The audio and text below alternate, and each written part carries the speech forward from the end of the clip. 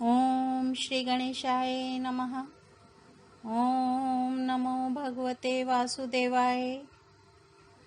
श्रीमद् भागवत में महात्म्य का छठा अध्याय आरंभ करते हुए सप्ताह यज्ञ की विधि बताई गई है। सनकादि कहते हैं, नारद जी, इस प्रकार तुम्हें यह सप्ताह श्रवण की विधि हमने पूरी सुना दी। अब और क्या सुनना चाहते हो? इस श्रीमद् भागवत से भोग और मोक्ष दोनों ही हाथ लग जाते हैं। सूत जी कहते हैं, शौनक जी, यूं कहकर महामुनि सनकादि ने एक सप्ताह तक विधि पूर्वक इस सर्व पापनाशिनी, परम पवित्र तथा भोग और मोक्ष प्रदान करने वाली भागवत कथा का प्रवचन किया। सब प्राणियों ने नियम पूर्वक इसे श्रवण किया। इसके पश्चात उन्होंने विधि पूर्वक भगवान पुरुषोत्तम की स्तुति की। कथा के अंत में ज्ञान, वैराग्य और भक्ति को बड़ी पुष्टि मिली और वे तीनों एकदम तरुण होकर सब जीवों का चित्त अपनी ओर आकर्षित करने लगे। अपना मनोरथ पूरा होने से नारद जी को भी बड़ी प्रसन्नता हुई। उनके सारे शरीर में रोमांच हो आया और वे परमानंद से पूर्ण हो गए। इस प्रकार कथा श्रवण कर भगवान के प्यारे नारद जी हाथ जोड़कर प्रेम गदगद वाणी से सनकादि से कहने लगे। नारद जी ने कहा, मैं धन्य हूँ। आप लोगों ने करुणा करके मुझे बड़ा ही अनुग्रहित किया है। आज मुझे सर्व पाप भारी भगवान श्री हरि की ही प्राप्ति हो गई।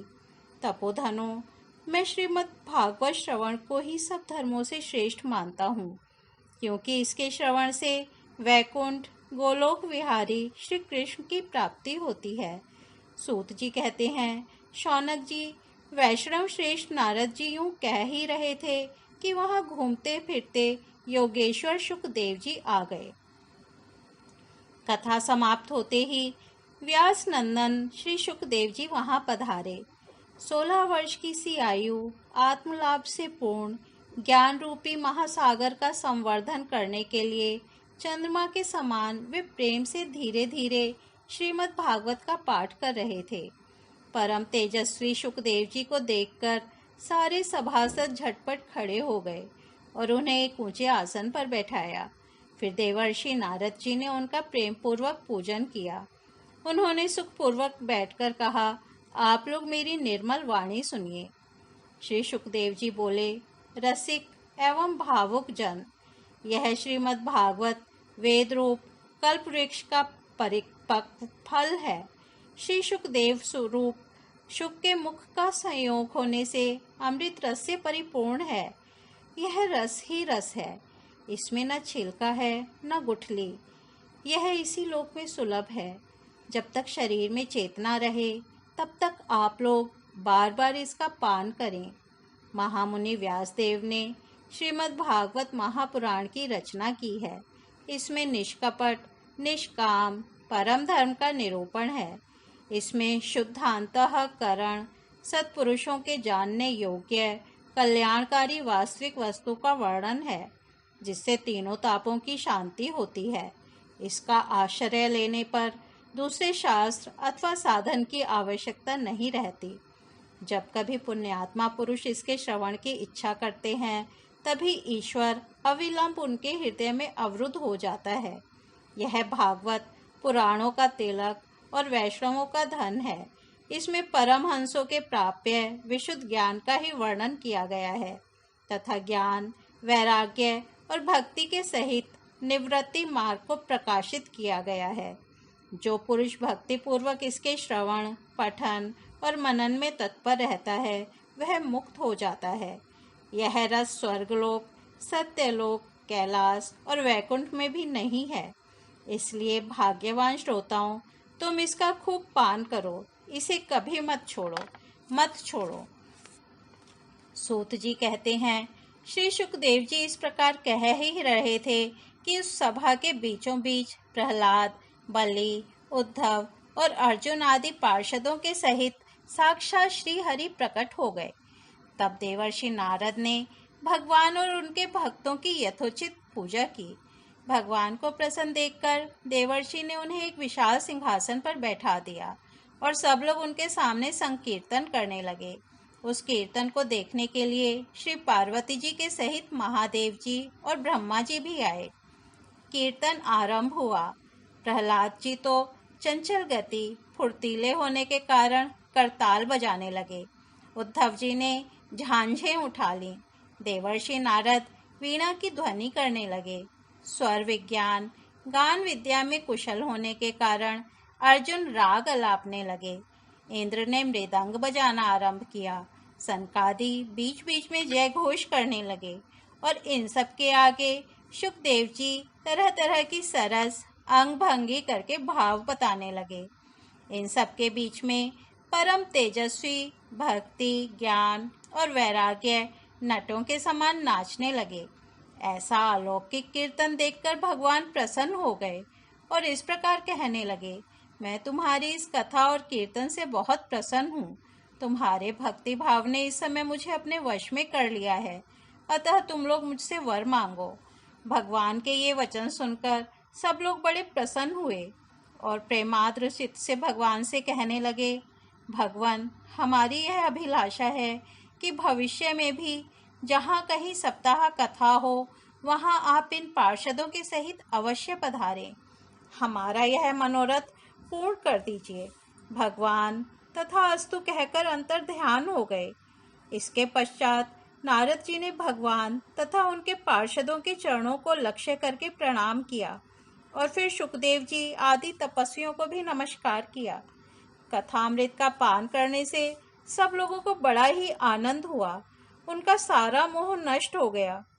फिर वे सब लोग अपने अपने स्थानों को चले गए। उस समय शुकदेव जी ने भक्ति को उसके पुत्रों सहित अपने शास्त्र में स्थापित कर दिया। इसी से भागवत का सेवन करने से श्री हरि वैष्णवों के हृदय में आ विराजते हैं। जो लोग दरिद्रता के दुख ज्वर की ज्वाला से दग्ध हो रहे हैं, जिन्हें माया पिशाची ने रौंद डाला है तथा जो संसार समुद्र में डूब रहे हैं, उनका कल्याण करने के लिए श्रीमद् भागवत सिंह नाद कर रहा है।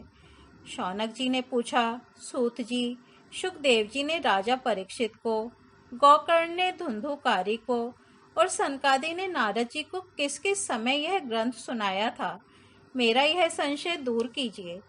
सूत जी ने कहा, भगवान श्री कृष्ण के स्वाधागमन के बाद कलयुग के 30 वर्ष से कुछ अधिक बीत जाने पर भाद्रपद मास की शुक्ला नवमी को शुकदेव जी ने कथा आरंभ की थी। राजा परीक्षित के कथा सुनने के बाद कलयुग के 200 वर्ष बीत जाने पर आषाढ़ मास की शुक्ला नवमी को गोकर्ण जी ने यह कथा सुनाई थी। इसके पीछे कलयुग के 30 वर्ष और निकल जाने पर कार्तिक शुक्ला नवमी से सनकादि ने कथा आरंभ की थी। निष्पाप शौनक जी, आपने जो कुछ पूछा था उसका उत्तर मैंने आपको दे दिया। इस कलयुग में भागवत की कथा भव रोग की रामबाण औषध है। संत जन, आप लोग आदर पूर्वक इस कथा अमृत का पान कीजिए। यह श्री कृष्ण को अत्यंत प्रिय, संपूर्ण पापों का नाश करने वाला, मुक्ति का एकमात्र कारण और भक्ति को बढ़ाने वाला है। लोक में अन्य कल्याणकारी साधनों का विचार करने और तीर्थों का सेवन करने से क्या होगा? अपने दूत को हाथ में पाश लिए देखकर यमराज उसके कान में कहते हैं, देखो, जो भगवान की कथा वार्ता में मत हो रहे हों, उनसे दूर रहना। मैं औरों को ही दंड देने की शक्ति रखता हूँ, वैष्णवों को नहीं। इस असार संसार में विषय रूप विष की आसक्ति के कारण व्याकुल बुद्धि वाले पुरुषों अपने कल्याण के उद्देश्य से आधे क्षण के लिए भी इस शुक कथा रूप अनुपम सुधा का पान करो। प्यारे भाइयों, निंदित कथाओं से युक्त कुपथ में व्यर्थ ही क्यों भटक रहे हो? इस कथा के कान में प्रवेश करते ही मुक्ति हो जाती है। इस बात के साक्षी राजा परीक्षित हैं। श्री शुकदेव जी ने प्रेम रस के प्रवाह में स्थित होकर इस कथा को कहा था। इसका जिसके कंठ से संबंध हो जाता है, वह वैकुंठ का स्वामी बन जाता है। शौनक जी, मैंने अनेक शास्त्रों को देखकर आपको यह परम गोप्य रहस्य अभी अभी सुनाया है। सब शास्त्रों के सिद्धांतों का यही निचोड़ है। संसार में इस शुक शास्त्र से अधिक पवित्र और कोई वस्तु नहीं है। अतः आप लोग परमानंद की प्राप्ति के लिए इस द्वादश स्कंध रूप रस का पान करें। जो पुरुष नियम पूर्वक इस कथा का भक्ति भाव से श्रवण करता है और जो शुद्धांतःकरण भगवत भक्तों के सामने इसे सुनाता है, वे दोनों ही विधि का पूरा पूरा पालन करने के कारण इसका यथार्थ फल पाते हैं। उनके लिए त्रिलोकी में कुछ भी असाध्य नहीं रह जाता। श्रीमद् भागवत महात्म्य समाप्त होता है। हरि ओम तत्सत। कल से हम श्रीमद् भागवत महापुराण का प्रथम स्कंध आरंभ करेंगे। तब तक हम यहीं विराम देते हैं। धन्यवाद।